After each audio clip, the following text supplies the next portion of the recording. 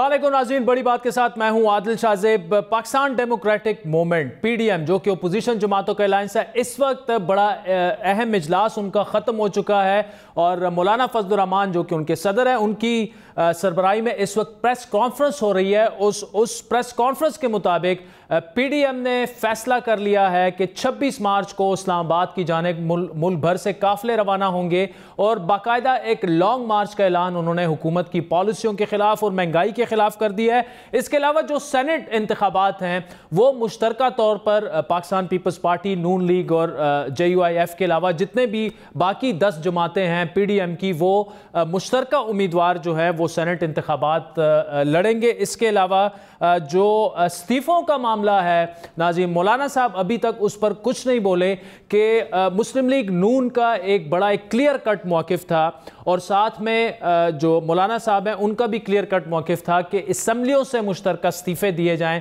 लेकिन peoples party समझती थी कि अदम एतमाद की तहरीक लानी चाहिए और इस्तीफ़े असम्बलियों से नहीं देने चाहिए। फ़िलहाल उस पर फ़िलहाल लग रहा ये है कि जो पीडीएम है वो मुत्तफिक नहीं हो सकी कि क्या एक मुश्तरका लाएअमल का ऐलान किया जाए कि इस्तीफ़े देने हैं या नहीं देने। तो इसी पर हम मज़ीद बात करेंगे। पाकिस्तान मुस्लिम लीग नून के सीनियर रहनुमा इंजीनियर खुर्रम दस्तगीर साहब हमारे साथ मौजूद हैं, जबकि सीनियर सहाफ़ी और तज्ज़ियाकार साफ़ी साहब भी इस वक्त हमारे साथ मौजूद हैं। साफ़ी साहब, आपसे शुरू करेंगे। मौलाना साहब, अभी तो फ़िलहाल उनकी वो प्रेस कॉन्फ्रेंस जारी है, लेकिन यह क्लियर हो चुका है कि सिर्फ और सिर्फ लॉन्ग मार्च का ऐलान किया गया है 26 मार्च का। तो इसका मतलब यही हुआ कि पीपल्स पार्टी जो चाहती थी तकरीबन वही हुआ कि इस्तीफों का ऐलान नहीं किया गया, बस सिर्फ लॉन्ग मार्च हो जाएगा और दैट्स इट, बात खत्म। जी, लेकिन इसमें थोड़ी सी हमें इस्लाह करने की ज़रूरत है। वो ये कि सिर्फ पीपल्स पार्टी नहीं बल्कि मुस्लिम लीग नून भी, ये दोनों मिल के जो चाहती थी वही कुछ हुआ। अच्छा, वैसे तो ज़ाहिरी बात है कि इनिशिएट पीपल्स पार्टी ने किया था और इसलिए ज़्यादा इल्ज़ाम भी उसको दिया जा रहा है कि पहले जो वादे किए गए थे इस्तीफ़े देने की 31 मार्च की डेडलाइन का, और उससे जो है पीडीएम पीछे हट गई है। लेकिन आज के इजलास में भी इस हवाले से मुस्लिम लीग नून वो पीपल्स पार्टी के साथ एक पेज पे नज़र आई। अच्छा। और लगता यही है कि जिन वजूहात की वजह से पीपल्स पार्टी की मजबूरियां शायद बहुत ज़्यादा हैं, लेकिन मुस्लिम लीग नून भी आज भी खुद वहाँ पे, और ये भी नहीं कि कोई सेकंड थर्ड टीयर के लीडरशिप ने ये मौका अपनाया था, बल्कि खुद मियां नवाज शरीफ साहब ने आज जो शुरू में तजावीज़ दी तो वो पीपल्स पार्टी की तरह की तजावीज़ थी कि जी हमें पहले ज़िलों में मुज़ाहरे करने चाहिए, महंगाई मार्च हमें करना चाहिए, और फिर उन्होंने ये मौका अपनाया कि अगर इस्तीफ़े पीपल्स पार्टी नहीं देती तो फिर हमारे इस्तीफ़ों का भी फ़ायदा नहीं है। तो या ये हम कह सकते हैं कि उन्होंने पीपल्स पार्टी की तकलीद पहले कर दी, जिसकी वजह से बाकी फिर छोटी जमातों को उन पे हाँ करना पड़ा। या फिर हम ये कह सकते हैं कि मुस्लिम लीग नून के भी मामलात का मुबेश वही है जो पीपल्स पार्टी के हैं। ठीक, अच्छा, खुर्रम दस्तगीर साहब ने हमें ज्वाइन किया। साहब खुर्रम साहब, thank you so much for joining अस। अभी जो फैसलों का ऐलान हो चुका है और साफ़ी साहब ये कह रहे हैं कि सुबह नवाज शरीफ साहब ने भी जब इजलास में शिरकत की उनका भी तकरीबन मोर और लेस वही ओपिनियन था इस्तीफ़ों के बारे में जो कि पीपल्स पार्टी का है। तो ये तो इसका मतलब ये कि इस्तीफे ना आप लोग देना चाह रहे हैं और ना पीपल्स पार्टी, और ये तय हो चुका है कि ओपोजिशन आप करेंगे, डट कर करेंगे, लॉन्ग मार्च करेंगे, सेनेट इंतखाबात इकट्ठे लड़ेंगे, इस्तीफों की जानिब नहीं जाएंगे, ना आप ना पीपल्स पार्टी। इसमें ये बात वजाहत होनी चाहिए कि असल मकसद तो मुल्क में जल्द अज जल्द साफ, शफाफ और मावराए आइन मुदाखलत के बाद कराना है। ठीक, और जो इस्तीफे हैं वो ये नहीं है, और इस्तीफों की कोई डेट आज खुद देना जो है वो सियासी तौर पर दुरुस्त नहीं है। इस्तीफे एक ऐसा ऑप्शन है कि जब हम समझेंगे कि लॉन्ग मार्च के दौरान एक ऐसा स्टेज आ गई है कि इस्तीफे देने से हमारे मामलात जो हैं उस मकसद की तरफ, उस मंजिल की तरफ हम पेशरफ्त कर सकते हैं, तो आप देखेंगे कि कम से कम JUI और PMLN तो अपने इस्तीफे देंगे। और इसमें कोई इबहम नहीं है।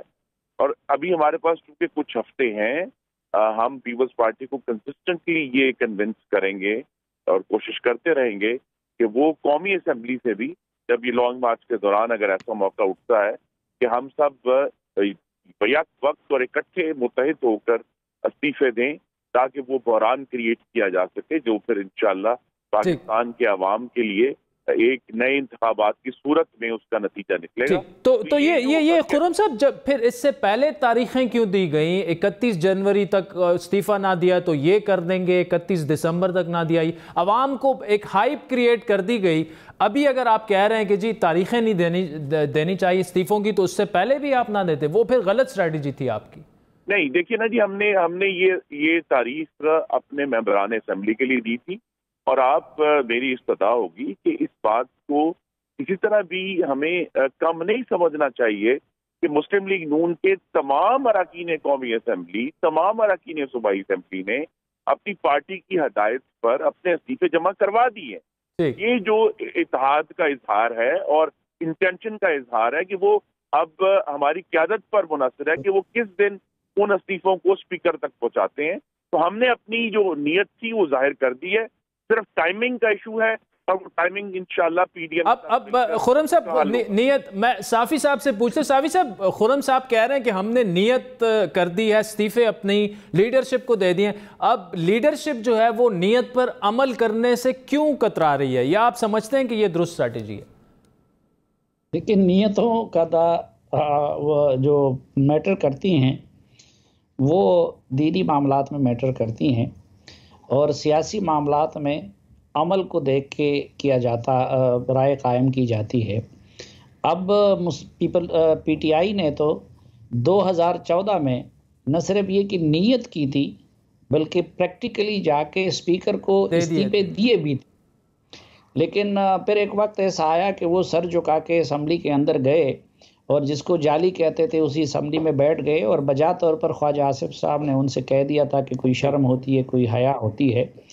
तो आज इनकी नीयत जैसी भी थी, लेकिन पीपल्स पार्टी और मुस्लिम लीग नून अखलाकी लिहाज से पीटीआई के सप में कड़ी हो गई है कि जिस असम्बली को वो जाली कहते हैं और जिसका कौम के सामने उन्होंने वादा किया था कि हम उसे इस्तीफे देंगे।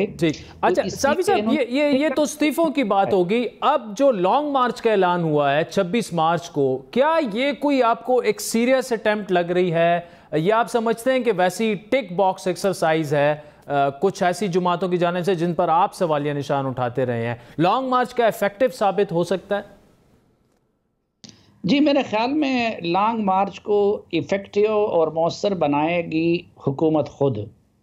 ये जो अपोजिशन थोड़ा बहुत बनाया भी है, इसको हुकूमत की बैड परफॉर्मेंस और हुकूमत के एक फ़िरौनियत वाले रवैये और अपोजिशन के साथ मुसलसल उनके तौहीनामेज़ रवैये की वजह से, क्योंकि ताबेदार बनने के बावजूद, असम्बली को जाली कह के उसमें बैठने के बावजूद उन्होंने अपोजिशन जमातों को माफ़ नहीं किया। आपने देखा कि आज भी कितनी तौहीन की गई और वहाँ पे कितनी किस हज़ीमत का सामना करना पड़ा शाह महमूद कुरैशी और इस तरह के लोगों के हाथों मुस्लिम लीग नून और पीपल्स पार्टी के अरकान को। तो मेरे ख्याल में अभी तो देखिए जो कुछ हुआ है कि पहले उस पीडीएम के प्रेशर से फ़ायदा उठा के पीपल्स पार्टी ने अपने लिए कुछ रिलीफ ले ली, और शायद अब उस तरह की कोशिश मुस्लिम लीग नून की तरफ से भी हो रही है। लेकिन मुझे लगता है कि मार्च तक और ख़ुसूसन सेनेट इलेक्शन के बाद जो रवैया हुकूमत का होगा, तो उसकी वजह से अगर पीपल्स पार्टी नहीं भी आती तो बाकी जमातें इस पे मजबूर हो जाएंगी कि उसको सीरियस मूव बना दें, क्योंकि जो उनकी तवक्कुआत है मुझे नहीं लगता कि वो पूरी होंगी। अच्छा खुर्रम साहब, ये जो 26 मार्च को लॉन्ग मार्च का जो ऐलान हुआ है, क्या ये तय कर लिया गया है कि ये सिर्फ एक दिन का लॉन्ग मार्च होगा इस्लामाबाद आते ही, ये या धरने में चेंज हो जाएगा, या ये स्ट्रैटेजी अभी नहीं तय पाई? जी, स्ट्रैटेजी अभी तय नहीं पाई, लेकिन गालिब इम्कान यही है कि ये लॉन्ग मार्च एक धरने की सूरत में इस्लामाबाद में हम बैठेंगे और अपना इजहार करेंगे। देखिए, ये हजीमत जो है, जो जिसका जिक्र साफी साहब ने किया है, मैं बसात एहतराम इख्तलाफ करूंगा। हमने बजामत की है उस हजीमत के खिलाफ। हम वहाँ एक एक घंटा एहतजाज कर रहे हैं मुस्तकिल कौमी असम्बली में, इसीलिए कि वहाँ पाकिस्तान के अवाम की बात नहीं हो रही, वहाँ मुखालफिन के ऊपर गंद उछाला जा रहा है। और आप ये देखिए कि सिर्फ 3 वज़रा ने तकरीर की, एक अपोजिशन को मौका मिला और उसने राजा परवेज अशरफ साहब ने, उन्होंने तो उस तरह की कोई गलत गुफ्तगू नहीं की हुकूमत के खिलाफ, उन्होंने तो जमहूरी पैराए में रह के बात की। तो हमारा जो कॉन्डक्ट है वो अपनी जगह पर है। दूसरी तरफ एक ऐसी हुकूमत है जो फॉशिस्ट है। अब फॉशिस्ट जो है, अगर आप उनकी बजामत को हजीमत कहेंगे तो फिर ये ब्लेमिंग द विक्टिम है। यदि हम तो जो जिनके ऊपर जुल्म हो रहा है, आप वाले जो हैं ये मजीद क्यों नहीं गले काटते? भाई हम तो बर्दाश्त कर रहे हैं। हमारे जो कायदीन है, हमारे जो लीडरान है, दर्जनों की तादाद में उनके ऊपर केसेस हुए हैं। अब इशू ये है, इसके ऊपर जरूर गुफ्तगू होनी चाहिए कि पाकिस्तान में जहां एक हाइब्रिड निजाम है, जिसको इकोनॉमिस्ट इंटेलिजेंस यूनिट ने कह भी दिया कि हाइब्रिड है, इसमें मजामत का असल तरीका क्या है? अगर सिर्फ अस्तीफा ही मजामत है तो मैं उसे एग्री नहीं करता। चले अगर खुरम साहब मुख्तसर से टाइम रह गया, जाते हुए ये बता दीजिएगा कि आपने कहा गालिब इम्कान यही है कि धरने में वो चेंज होगा, लेकिन उस वक्त भी अगर पीपल्स पार्टी ये कहे कि नहीं जी हम सिर्फ आएंगे, हम चले जाएंगे, धरना हमने नहीं देना, लॉन्ग मार्च करना है, फिर देखिए ना, ये फिर पाकिस्तान के अवाम के साथ हम पूरी कोशिश करेंगे कि पीडीएम मुतहिद रहे, लेकिन अगर पीपल्स पार्टी उस वक्त ये फैसला फर्क करते हैं तो फिर पाकिस्तान के अवाम के सामने वाज़ेह हो जाएगा कि इस हाइब्रिड निज़ाम के खिलाफ मज़ामत करने वाले कौन लोग हैं और उसके साथ जो है मफामत करने वाले कौन लोग हैं। तो वक्त बहुत एक्सपोज करेगा पार्टीज को आने वाले दिनों में कि हमने कैसे बिहेव करना है। लेकिन अभी हमारा फोकस जो है कल कश्मीर डे पे है और इंशाल्लाह 9 तारीख को हैदराबाद में हम महंगाई के खिलाफ मार्च करें। ठीक है खुरम साहब, thank you so much for joining us. Safi साहब, बिल्कुल 20 सेकंड रह गए। जो खुरम साहब ने ये कहा कि जी पीपल्स पार्टी अगर धरने में नहीं बैठेगी और ये पीडीएम का फैसला होगा तो पाकिस्तानी अवाम खुद देख लेंगे, यही बात शायद खाकान साहब ने की कि अगर पीपल्स पार्टी इस्तीफे ना दे तो शायद वो पीडीएम से बाहर हो जाएगी।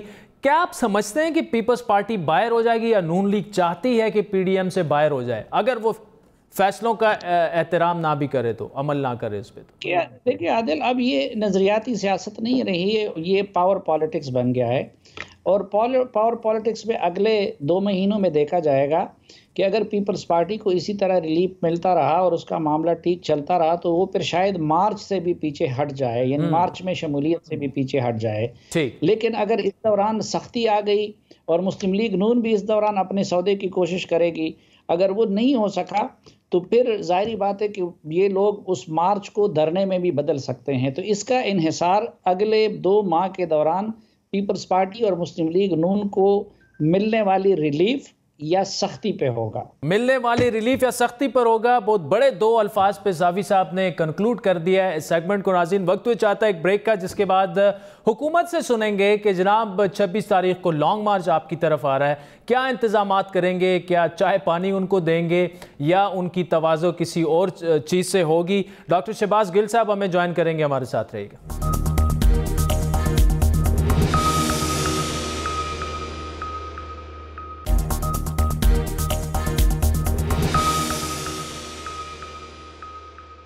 वेलकम बैक नाज़रीन। डॉक्टर शहबाज गिल साहब वज़ीर-ए-आज़म पाकिस्तान के मामले ख़ुसूसी हैं, तर्जुमान भी है। डॉक्टर साहब, thank you so much for joining अस। आज जो कौमी असम्बली में हुआ, जो अपोजिशन ने किया या जो आपके बेंचेस से हुआ, ट्रेजरी बेंचेस से हुआ, अब पेश होना था एक बिल जो बड़ा ज़रूरी है पाकिस्तानी अवाम के लिए भी और ट्रांसपेरेंसी के लिए भी। उस डिटेल में आगे जाके जाएंगे कि किसने हिमायत की, किसने उसकी मुखालफत की।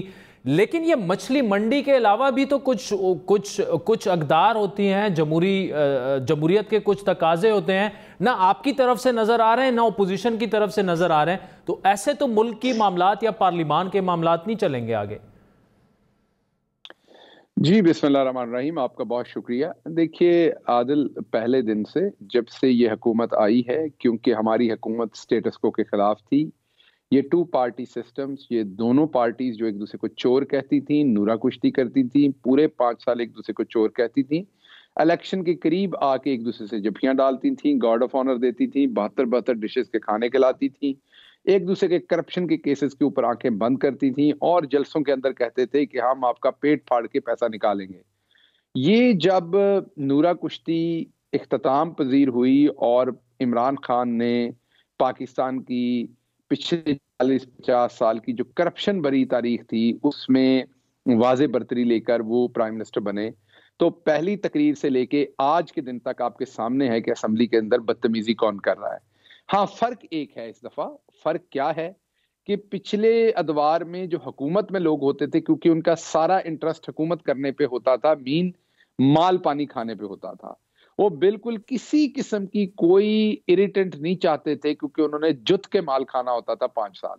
तो वो क्या करते थे, ले दे की पॉलिटिक्स करते थे, अपोजिशन को कुछ ना कुछ दे देते थे, करप्शन के ऊपर अपोजिशन के आंख बंद कर लेते थे, उनके केसेस चले ना चले, प्रोसिक्यूशन के डिपार्टमेंट हाजिर नहीं होते थे, जो प्रोडक्शन ऑर्डर्स हैं वो दिए जाते थे, असेंबली में आके तकरीरें होती थी, नूरा कुश्ती होती थी और हुकूमत वाली पार्टी दबा दब खाती थी।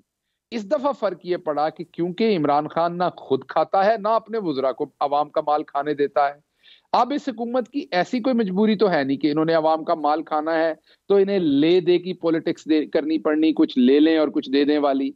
तो होता क्या है कि अगर वो एक सख्त बात करते हैं तो हमारी तरफ से सख्त जवाब जाता है, क्योंकि हम बिल्कुल नहीं चाहते कि हम कोई भी सख्त बात करें, लेकिन अगर सख्त बात की जाएगी तो उसका जवाब दिया जाएगा, क्योंकि हम ब्लैकमेल नहीं होंगे, हम इनकी तरह करप्ट नहीं है और हम खाने के लिए हुकूमत में नहीं। डॉक्टर साहब ये बताइएगा, देखें अगर सिर्फ इस बिल की बात कर रहे हैं जो कि सेनेट से मुतालिक था और जिसमें खुफिया रायशुमारी को ख़त्म करके और शो ऑफ हैंड पे बात आनी थी, तो आपको पता था कि आपके पास अक्सरियत नहीं है, आपको पता था कि आईनी तरमीम नहीं हो सकती, उसके बावजूद आप उसको लेके आए, तो आपको अपोजिशन जमातों को साथ लेके चलना था। होना तो ये चाहिए था कि एक कमेटी बनती, बाकायदा उसका ड्राफ्ट डिस्कस होता, आप ले आते तो ये आसानी से मंजूर हो जाता। अगर आप उनको लाएं, एक तरफ उनको गालियां भी निकाली जाएं और बिल भी लाएं कि जी आप जबरदस्ती मंजूर करें, तो जाहिर बात है वो तो नहीं मंजूर होंगे ना फिर ऐसे। अच्छा चले, मैं इस सवाल का जवाब देता हूं आपको। अगर तो वो बिल ये कहता हो कि हमारी हुकूमत को इसमें से इतना पैसा मिलना है या हमारी हुकूमत को इसमें से इतना फायदा मिलना है, तो फिर तो ये हमारे साथ पर्सनल क्लैश बना ले, मैं आपकी बात मान लेता हूं। क्या वो बिल हमारे बारे में है? क्या उस बिल में से कोई हमें फायदा हो रहा है या पूरे मुल्क और पूरे मुल्क की जमहूरियत को हो रहा है? क्या जब इन्होंने चार्टर ऑफ डेमोक्रेसी साइन किया था मोहतरमा बेनजीर भुट्टो और नवाज शरीफ ने, उस टाइम उसकी शिक नंबर 23 ये नहीं थी कि ट्रांसपेरेंट वोट होगा, आइडेंटिफाइबल बैलेट के थ्रू वोट होगा सेनेट का? क्या हम वही बात नहीं कह रहे जो ये चार्टर ऑफ डेमोक्रेसी में किए? क्या जब एक मंजे हुए सियासतदान चौधरी सरवर ने, जो इस टाइम गवर्नर हैं, उन्होंने जब 35 वोट लिए, तो क्या मुस्लिम लीग नून वाले रो नहीं रहे थे उस टाइम कि ये वोट कहां से आए हैं? क्या ये एक दूसरे को नहीं कहते रहे सारा टाइम यहाँ के सेनेट में इलेक्शन बिकते हैं? क्या अभी इनकी दुर्गत नहीं बनी थी सेनेट के चेयरमैन के खिलाफ जब अदम एतमाद इन्होंने किया था? तो ये बिल कोई हमारा थोड़ी है जो पहले इनसे डिस्कशनें करें और पहले इनके नखरे उठाएं, ना नौमन तेल हो ना राधा नाचे। ओ भाई, बिल बड़ा सीधा है, आइडेंटिफाइबल हम चाहते हैं, ट्रांसपेरेंट वोटिंग हो सेनेट की। आप मानते हैं, आप मानते हैं, मैं मानता हूं, अपोजिशन के सारे लोग मानते हैं कि सेनेट में पैसा चलता है। कल मैं देख रहा था एक्सप्रेस टीवी के ऊपर अयाज खान साहब तजिया कर रहे थे कि मार्केट में सेनेट के वोटों का रेट बढ़ गया है, और भी टीवी चैनल्स के ऊपर ये तजिए हो रहे हैं। जब पूरा पाकिस्तान कह रहा है कि मंडी लग गई है सेनेट की, तो हम तो एक बिल लेके आए हैं कि उस मंडी को खत्म किया जाए। ये हम आपस में कोई रिश्तेदारी कर रहे हैं कि बैठ के पहले एक दूसरे के साथ गुफ्तगू शनीद करनी है? आपने कोई उसके अंदर अपनी, डॉक्टर साहब मैं बिल्कुल आपके साथ एग्री हूं, जो भी आपने कहा है मुल्क से बिल्कुल। इट्स अबाउट टाइम कि ट्रांसपेरेंसी लाई जाए, चाहे वो कौमी असम्बली हो, सेनेट हो, इन सारे इंतखाबात में, और पैसा चलाने वालों को, लेने वालों को, देने वालों को अब बाहर फेंकना चाहिए अपनी सियासत से। लेकिन मेरे सवाल करने का मकसद यह है कि एक तरीका होता है हर एक चीज का। इससे पहले आर्मी चीफ वाले एक्सटेंशन के मामले पर जो भी था, एक कमेटी बनी, एक ड्राफ्ट बना बाकायदा से। वो तो ये कह रहे हैं कि आपने इस बिल के साथ दोहरी शरीयत वाले मामले को भी जोड़ दिया है, आप अपने लोगों को एनआरओ देना चाह रहे हैं। स्टैंड अलोन इसको ले आते ना, थोड़ी सी अगर डिस्कशन हो जाती तो ये आपके लिए, मेरे लिए, सबके लिए बेहतर है। पार्टी वाबस्तगी से बालातर होकर ये पाकिस्तान के मफाद में है, हमारे मुल्क के मफाद में है कि ये पैसों वाला सिस्टम खत्म हो, और उसका यही एक तरीका है। देखिए आदिल साहब, इन्होंने ये पहले ही बयान दे चुके हैं, पीपल्स पार्टी अपनी पोजीशन पहले ही वादे कर चुकी थी कि वो इसको सपोर्ट नहीं करेंगे। रजा रबानी हो या दूसरे लोग हों, शाजिया मरी हो, वो बिल्कुल आज से काफी दिन पहले ये अपना बयान दे चुकी थी। ये चोर हैं, ये हमेशा वोट खरीदते हैं, ये आइंदा भी वोट खरीदेंगे। ये सिस्टम इन्हीं का तो बनाया हुआ है। मैं आपको एक इंटरेस्टिंग बात बताता हूँ। 2015 में नवाज शरीफ साहब ने लॉ में एक अमेंडमेंट की कि जो शुगर मिल्स हैं, इंडिविजुअल शुगर मिल का सेल टैक्स का डाटा किसी को नहीं बताया जाएगा। क्यों भाई, क्यों नहीं बताया जाएगा? कौमी राज है। क्योंकि उससे उस शुगर मिल की सेल का पता चल जाना था, क्योंकि उन सेल्स में घपले किए जाते थे। अब आके हम उसे भी चेंज कर रहे हैं। देखें, एक कौमी नवीयत का बिल है, टाइम बहुत कम है। अगले 2-4-5 दिन के अंदर इलेक्शन का आपके सामने जो है वो एक दफा जब उसका स्केड्यूल अनाउंस हो गया, उसके बाद आप कोई तरमीम, मैं वकील नहीं हूं लेकिन मेरे ख्याल में उसके बाद वो एप्लीकेबल नहीं होगी, क्योंकि वो इलेक्शन पहले ही अनाउंस हो गया। एक टाइम शॉर्ट है, आपने बिल ले आए हैं, टेबल कर दिया आपने बिल, आप सजेशन फ्लोर पे दे दें जो आपने बंद कमरे में देनी है। बंद कमरे में क्योंकि इन्होंने हमसे एनआरओ मांगना होता है, जैसे पहले फैटिफ में मांगा था। और मैं तो फैटिफ को भी कहता हूं, वो हमारे दुश्मन मुल्कों ने की तो हमारे खिलाफ साजिश थथी, लेकिन मेरे ख्याल में तो वो भी कुब्बे को लात पड़ी, कुब्बे को रास आ गई, हमें वो भी रास आ गई। क्यों?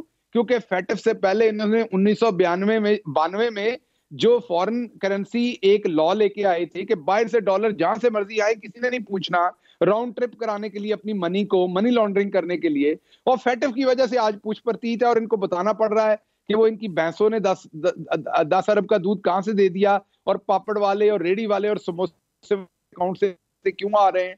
तो कहने का मतलब ये है कि जैसे तब इन्होंने एनआरओ मांगा, अभी भी इनसे गुफ्तशनीद करते इन्होंने एनआरओ मांगना था। और भाई जो आपने इतनी अच्छी अंदर कमरे के अंदर देनी थी ना, वो आप फ्लोर के ऊपर दे दें कि आपको इस सूरत ये बिल कबूल है, इस सूरत नहीं। अच्छा डॉक्टर साहब ये बताइए थोड़ा सा, ठीक है, सुन लीजिए बात सुन लीजिए जी, बात सुन लीजिए, वरना मैं इन्हें दावत देता हूं कल एक प्रेस कॉन्फ्रेंस करें, उस प्रेस कॉन्फ्रेंस में ये बताएं आप लोगों को सामने बिठा के कि हम आइडेंटिफाइबल बैलेट के साथ है, लेकिन वो ऐसे ऐसे ऐसे ऐसे हो तो तब हम साथ हैं।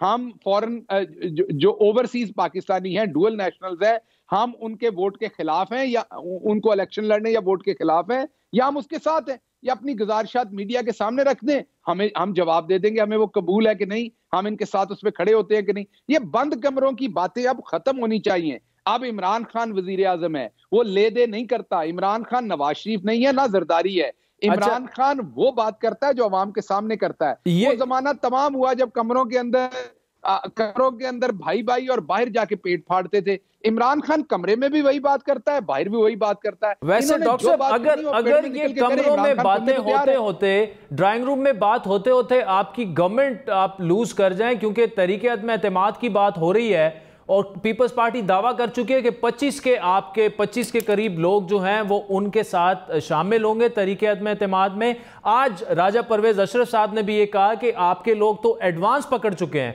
और दबे अल्फाज में शाह महमूद साहब भी ये कह रहे हैं कि कुछ ना कुछ हो रहा है, मुझे आप मजबूर ना करें कि मैं फ्लोर ऑफ द हाउस पे वो बातें कर लूं, क्योंकि बाज लोग उनको जरदारी साहब की जमानतों से भी जोड़ रहे हैं। तो एक वो सिस्टम, वो सिलसिला भी चल रहा है। तो आपको पता चले तो ड्राइंग रूमों में आजकल जो चीजें हो रही हैं, जो मुआहदे आगे की तरफ जा रहे हैं, आपकी गवर्नमेंट ही चली जाएगी। मरियम औरंगजेब साहबा कहती हैं टीवी से पता चलेगा इमरान खान साहब को। जी बिल्कुल बिल्कुल, हमें टीवी से पता चलेगा, जैसे इन्हें टीवी से पता चला था कि हजूर ये वो जराए लंदन तो क्या पाकिस्तान में भी कोई प्रॉपर्टी नहीं है और नवाज शरीफ चोर है। ये सब कुछ इन्हें टीवी से ही पता चला था, खुद तो इन्हें नहीं पता था ना। लेकिन बहरहाल बात ये है कि देखें, ये वही पार्टी है जो अभी सेनेट में खाना अपने पूरे मेंबरान को खिलाती है और अंदर वोट कोई और मेंबरान देते हैं, और फिर शाम का खाना आके इनसे फिर पूरे मेंबरान खाते हैं। और इनमें इतनी इखलाकी जुर्रत भी नहीं कि कोई इन्वेस्टिगेशन करें अपनी पार्टी के अंदर। तो हमने इनसे क्या घबराना है, ये घबराएं कि इनके साथ क्या हो रहा है। बात अभी हम बिल पे रखते हैं, ये तो आगे कुछ और कहेंगे, कल को कहेंगे मार्स जो है वो अर्थ के ऊपर गिर रही है, परसों ये कहेंगे सूरज आकर जमीन पे गिर रहा है। तो ये तो कोई ना कोई मफरूजे देते रहेंगे। नहीं, डॉक्टर साहब वो क्लेम कर रहे हैं आपके 25 लोग उनके साथ हैं। देखिए पंजाब में आपकी जारी बात है, लोग नाराज हैं, यहाँ पर एमएनएज नाराज हैं। तो मैं तो आपसे वही सवाल कर रहा हूँ कि आप अपने लोगों को पकड़िए। इसका जवाब, मैं आपका सवाल भी खराब नहीं होने दे रहा, मैं सवाल से पहले जवाब दे रहा हूँ। It's a good joke, but इतना अच्छा नहीं कि इस पे हंसा जाए। तो जवाब मेरा दोबारा ये कि अभी बिल पे रहते हैं, आइडेंटिफाइबल जो सेनेट के अंदर कार्रवाई है उस पे बिल पे रहते हैं। अगर इन्होंने उसको सपोर्ट करते हैं इनकी कोई उसके ऊपर तहफ़्फ़ुज़ात हैं, कोई इनकी सजेशंस हैं, वो फ्लोर ऑफ द हाउस दें या मीडिया पे आके दें, हम बिल्कुल सुनेंगे। जो उसमें लेने वाली हुई सजेशन बिल्कुल लेंगे, इनके साथ मिलकर कानून साजी करेंगे उस पे। ये बहाने लगा के ना भागें कि हमें कमेटी में नहीं दिया, हमें उस कमरे में नहीं ये बिल दिया, हमें इस कमरे में नहीं दिया, चाय गर्म नहीं थी जब बिल दिया, 10 लोग नहीं बैठे हुए थे उस कमरे में, लाइटें जली हुई थी, लाइटें बंद थी। ये वाली जो ड्रामेबाजी है ये ना करें। फ्लोर ऑफ द हाउस के ऊपर वो टेबल हो गया बिल, इन्हें पसंद है उस बिल की हमायत करें, इन्हें उसमें जो चीजें पसंद है उसकी खुल के बात करें, जो ना पसंद है उसकी खुल के बात करें। ये ड्रामेबाजी ना करें, कौम सब कुछ देख रही है। नहीं, अगर फर्ज करें पीडीएम ने अभी तो खैर स्ट्रैटेजी उनकी, वो खुद भी कंफ्यूजन का शिकार है, स्ट्रैटेजी का पता नहीं है। पीपल्स पार्टी अदम एतमाद लाना चाह रही है, नून लीग इस्तीफे देना चाह रही है, मौलाना साहब लॉन्ग मार्च करना चाह रहे हैं। लेकिन अगर इस्तीफे दे दिए गए तो फिर क्या करेंगे? आपकी तो गवर्नमेंट धड़ाम से गिर जाएगी। अच्छा, इसका जवाब ऐसे है, मुझे नहीं पता आप इस बात को समझ पाएंगे कि नहीं। मैं पंजाब से हूँ, गांव से हूँ, तो हम लोग जरा मुतवसत होते हैं, पैसे वैसे कम होते हैं। तो गाड़ी का या ट्रैक्टर का जब टायर पुराना हो जाता चल चल के, तो कई दफा पंक्चर हो जाता हाईवे पे जाते हुए। तो उस टाइम वो जिम्मेदार या वो जट जो है वो खड़ा ये सोच रहा होता है कि हुण इस टायर नू पेंचर लवावां या इहदे विच ट्यूब पवावां। तो वो बड़ा एक गंभीर फैसला होता है उस बंदे के लिए खड़े होके वहां पे करना कि इसमें नई ट्यूब डलवानी है या टायर कोई पंक्चर लगवाना है। पीडीएम का हाल वो है, बिकॉज करप्शन कर करके इनके टायर की अंदर से सारी तारें टूट चुकी हैं, करप्शन कर करके इनका मॉरल फाइबर तबाह हो चुका है, अवाम इनके साथ निकली नहीं है, धुतकार दिया अवाम ने इनको। अब उनको समझ नहीं आ रही कि इसके अंदर ट्यूब डलवाएं या टायर कोई पंक्चर लगवाएं। तो ये बड़ी समस्या गंभीर है। अभी देखते हैं ये क्या फैसला करते हैं। ये ड्रामा आप भी देख रहे हैं, हम भी देख रहे हैं, और सारी अवाम इससे महजूज हो रही है। राइट। अच्छा डॉक्टर साहब, आपसे बड़ा एक अहम और संजीदा मामले पे अभी मैं आपका रिएक्शन चाहूंगा। आज काजी फायज ईसा साहब ने जो रिमार्क्स दिए कि जी मुल्क को मुनज़्ज़म तरीके से तबाह किया जा रहा है और मीडिया आज़ाद नहीं, फिर वहाँ पे उन्होंने जर्नलिस्टों से भी पूछा और मीडिया को वो कह रहे हैं कि कंट्रोल करके अपनी तारीफ़ें सुनकर खुश हो रहे हैं और अपनी तारीफ़ें सुनकर खुश होने वालों को माहिर नफ्सियात के पास जाना चाहिए। बिल्कुल एक चार्ज शीट है ये तो गवर्नमेंट के ख़िलाफ़ जो मीडिया में हो रहा है, और जो कि जी मुल्क एक हालत जंग में है, लेकिन ये जंग अवाम के ख़िलाफ़ हो रही है। और इसके अलावा भी बड़े अहम रिमार्क्स एक दूसरे केस में भी सामने आए हैं। तो ये किसके रिमार्क्स हैं जी? ये सर जस्टिस मकबूल बाकिर साहब और काजी फायज ईसा साहब के। तो आप ये कह रहे हैं कि जज साहबान ने ये कहा है कि जो मुल्क के अंदर मीडिया है वो आज़ाद नहीं है और जो कुछ हो रहा है वो अवाम के खिलाफ जंग हो रही है। सर ये रिमार्क्स हैं जो मैंने आपके सामने रखे हैं। मैं आप कहते हैं तो मैं पूरा पढ़ के भी सुना देता हूँ। नहीं सर, वो आपने पूरा क्या पढ़ के सुनाना है? वो सुप्रीम कोर्ट के मुअज़्ज़ज़ जज साहबान है, मेरी इतनी औकात ही नहीं कि मैं उनकी स्टेटमेंट के ऊपर कोई बयान दूं। लड़ाई तो बंदा वहां करता है जहां लड़ाई कर सकता हो। मैं लड़ाई की बात कर रहा हूँ, लफ्जी लड़ाई की यहाँ पर। तो वो तो मेरे लिए बहुत मुअज़्ज़ज़ हैं, मोहतरम हैं, क्योंकि वो सुप्रीम कोर्ट के जजेस हैं। उनके ओहदे का एहतराम, उस अदालत का एहतराम हर पाकिस्तानी पे फर्ज है। और हमारे लीडर की तो हमें ट्रेनिंग ही है कि आपने हर सूरत अदालतों का एहतराम करना है। सो हो सकता है कि उनकी जो स्टेटमेंट्स हैं उनसे मुझे बहुत शदीद इख्तलाफ हो, लेकिन क्योंकि वो ऐसे ओहदे पे बैठे हैं कि अगर मैं उनकी स्टेटमेंट का जवाब दूंगा तो वो कंट्रोवर्शियल होगा, और वो ओहदा इतना मुअज़्ज़ज़ है कि उस ओहदे को कंट्रोवर्शियल करना किसी सूरत किसी पाकिस्तानी के लिए दुरुस्त नहीं है। क्योंकि जो सुप्रीम कोर्ट के जजेस हैं वो पाकिस्तान की सबसे मोतबर शख्सियात हैं, वो पाकिस्तान के सबसे मोतबर ओहदे हैं। उनकी किसी बात को मीडिया के ऊपर कंट्रोवर्शियल करना या कोई ऐसी बात डिस्कस करना उनसे रिलेटेड जो किसी भी किस्म की पार्टिजन की जिसमें चीज हो, वो मेरी औकात में तो है नहीं, मैं तो नहीं वो कर सकता। मेरे से वो बहुत बड़ी बात है, इसलिए इस पे मेरा तज्जिया ना लीजिए, मैं माफी चाहता हूं इस पे। ठीक, चलें डॉक्टर साहब, वैसे ही जाते जाते आपसे मैं पूछ लूंगा कि क्या मीडिया आजाद है पाकिस्तान में? जी मैं बिल्कुल, आपने अभी सारे सवाल किए हैं, जो मैं अपनी राय आपको दे रहा हूं कि वो पाकिस्तान में मीडिया आजाद है।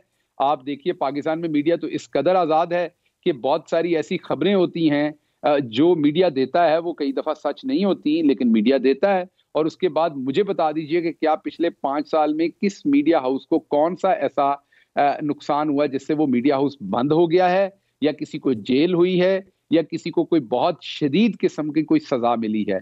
आप पिछले 5, 10, 15 साल का कोई बता दीजिए कोई ऐसा इवेंट जिसमें आपको नजर आया हो। तो मेरे ख्याल में ये मैं नहीं कह रहा कि पाकिस्तान में मीडिया हो या कोई और वॉक ऑफ लाइफ हो कि उसमें काम मजीद होने की गुंजाइश नहीं, वो हर जगह होती है। हमारे यहाँ भी सियासतदानों को भी मजीद काम करने की जरूरत है, हुकूमतों को भी और मीडिया के लोगों को भी। लेकिन ये कहना कि पाकिस्तान में मीडिया बंधा हुआ है, ये दुरुस्त नहीं। अगर आपने बंधा हुआ मीडिया देखना तो आपको इंडिया जाना पड़ेगा, हिंदुस्तान, और आप देखिए कि वहां जो फार्मर्स का प्रोटेस्ट हो रहा है उसको कितनी कवरेज मिल रही है और कितनी नहीं मिल रही। तो आपको सब समझ आ जाएगी कि मीडिया आजाद कहाँ होता है और कहाँ आजाद नहीं होता। लेकिन मैंने जैसे आपको पहले कहा कि पहले जिस मोतबर जगह का हवाला देके आपने बात की थी, तो मैंने ग्रेज किया सवाल का जवाब देना, क्योंकि वो हमारे लिए अदब की जगह पे हैं।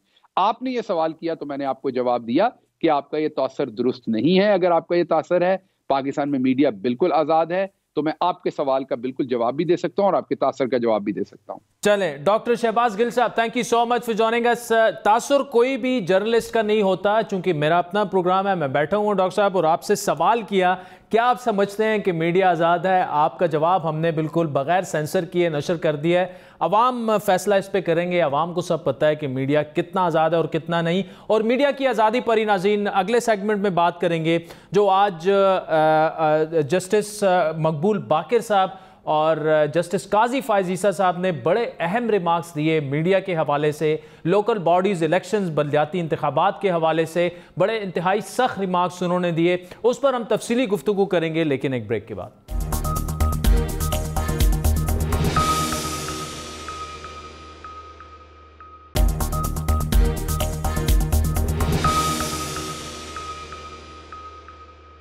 वेलकम बैक नाज़रीन। मुल्क को मुनज़्ज़म तरीके से तबाह किया जा रहा है। मीडिया आज़ाद नहीं, पाबंदी लगाने वाले मुजरिम हैं। पंजाब में बलदियाती इदारों को तहलील करना आइन की खिलाफ वर्जी और जमहूरियत का कत्ल है।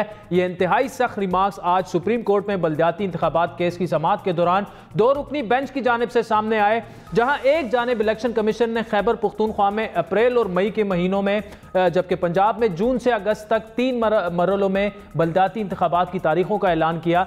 लेकिन दूसरी तरफ मरदमशुमारी के मामले पर अटॉर्नी जनरल ने अदालत को आज आगाह किया कि 2017 में होने वाली मरदमशुमारी का अब तक नोटिफिकेशन ही जारी नहीं हो सका, क्योंकि सिंध हुकूमत और MQM के एतराज़ात के बाद सिंध में जो 5% ब्लॉक्स हैं उन पर दोबारा मरदमशुमारी कराए जाने का फैसला किया गया है। जस्टिस काजी फायज ईसा ने रिमार्क्स दिए कि किसी सियासी जमात का आप नाम ना ले, ये आईनी मामला है। 2017-2021 तक मरदमशुमारी पर फैसला नहीं हो सका। क्या पाकिस्तान को इस तरह से चलाया जा रहा है? ये तो रोजाना के मामलात हैं। मिस्टर जस्टिस मकबूल बाकिर ने यहां पर रिमार्क्स दिए कि ऑर्डिनेंस तो 2 से 6 रोज में आ जाता है, मरदमशुमारी पर अब तक फैसला क्यों नहीं हुआ? यह तरजीहात का इशू नहीं बल्कि जानबूझकर किया जा रहा है। मिस्टर जस्टिस काजी फायज ईसा ने रिमार्क्स दिए कि मरदमशुमारी का इशू है तो दोबारा करवा लें, जिस पर अटॉर्नी जनरल ने जवाब दिया कि नई मरदमशुमारी पर फैसला जो है वो मुश्तरका मफादात कौंसिल में होगा। जिस पर काजी फायज ईसा ने अटॉर्नी जनरल से सवाल किया कि मुश्तरका मफादात कौंसिल का चेयरमैन कौन है? जवाब मिला कि उसका चेयरमैन जो है वो वज़ीर आज़म होता है। अदालत ने फिर सवाल किया कि क्या वज़ीर आज़म ने मुश्तरका मफादात कौंसिल का इजलास बुलाया है?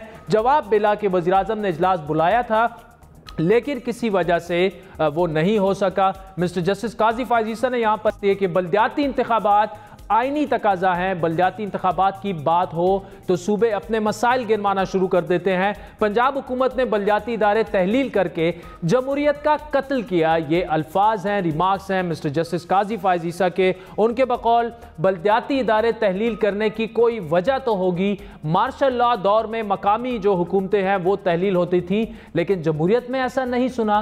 क्या पंजाब लोकल गवर्नमेंट जो है वो ख़त्म करने का मूड बन गया है? जिस पर एडिशनल एडवोकेट जनरल पंजाब ने जवाब दिया कि पंजाब लोकल गवर्नमेंट का नया कानून बना दिया गया है। मिस्टर जस्टिस काजी फायज ईसा ने यहां पर रिमार्क्स दिए कि क्या पंजाब मशरकी पाकिस्तान वाला करना है? पंजाब के अवाम को उनके हुकूक से महरूम कर दिया गया। इलेक्शन कमीशन बलदियाती इंतखाबात के अखराजात से डरा देता है, कहता है इलेक्शन पर 18 अरब का खर्चा आएगा। मैंने हिसाब लगाया तो यह खर्च 36 अरकानी असम्बली को दिए जाने वाले तरक्याती फंड के बराबर है। यह अवाम का पैसा है। मिस्टर जस्टिस काजी फायज ईसा ने मजीद रिमार्क्स दिए कि बलदियाती इंतखाबात, बलदियाती हुकूमत जो है उसे ख़त्म करके पंजाब हुकूमत ने आइन की वाज़ेह खिलाफ वर्जी की। ऐसे तो अपनी मर्जी की हुकूमत आने तक आप हुकूमतों को ख़त्म करते रहेंगे। जमहूरियत खोई तो आधा मुल्क भी गया। मीडिया वाले पिट रहे हैं, डिफेंस में रहने वालों के इशू नहीं, कच्ची आबादी वालों के मसले होते हैं। मिस्टर जस्टिस काजी फायजी सा ने मजीद दिए कि मुझे ये कहने में आर नहीं कि मुल्क में मीडिया तक आज़ाद नहीं। मुल्क में मीडिया को कैसे कंट्रोल किया जा रहा है, कैसे असल सहाफ़ियों को बाहर फेंका जा रहा है, मुल्क को मुनज़्ज़म तरीके से तबाह किया जा रहा है, क्योंकि जब मीडिया तबाह होता है तो मुल्क तबाह होता है। इस बात पर मिस्टर जस्टिस मकबूल बाकिर ने रिमार्क्स दिए कि जजेस को ऐसी गुफ्तगू से इज्तिनाब करना चाहिए, लेकिन क्या करें, मुल्क में आइडियल सूरत हाल नहीं है।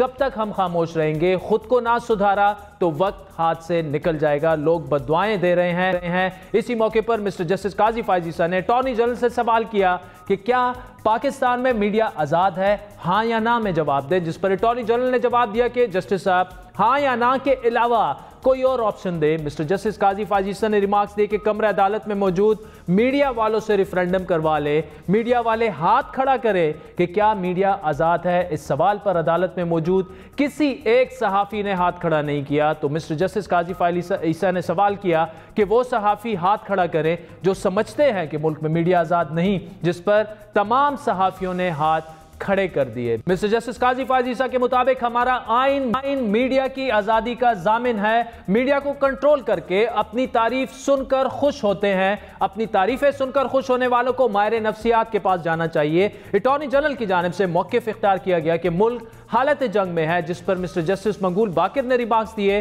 कि मुल्क में वाकई एक जंग जारी तो है, लेकिन वो जंग अवाम के खिलाफ है। सख्त तरीन रिमार्क्स हैं जो वफाकी और सूबाई हुकूमतों की कारकर्दगी और दावों पर चार्जशीट के साथ साथ मुल्क में इस वक्त आज़ादी इजहार राय पर हकीकी भी पेश कर रहे हैं। नाज़रीन, आज के प्रोग्राम पर आपके फीडबैक के मुंतज़िर रहेंगे। हमारा ट्विटर हैंडल है @बड़ी बात। मुझे मेरी टीम से इजाज़त दीजिए। खुदा हाफ़िज़।